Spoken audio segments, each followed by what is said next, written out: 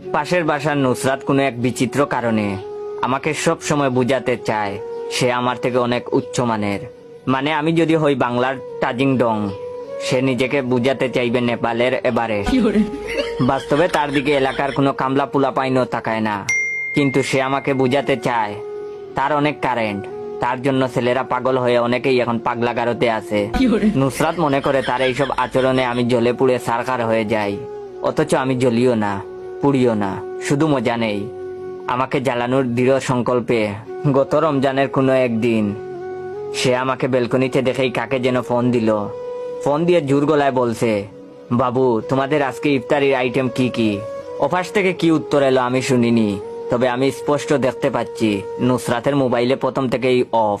নুসরাত আবার বলতে লাগলো, বাবু তুমি আমাদের ইফতার আইটেমের লিস্ট শুনবা? উফ, আমাদের তো অনেক লম্বা লিস্ট। আচ্ছা তারপরেও বলছি শুনো।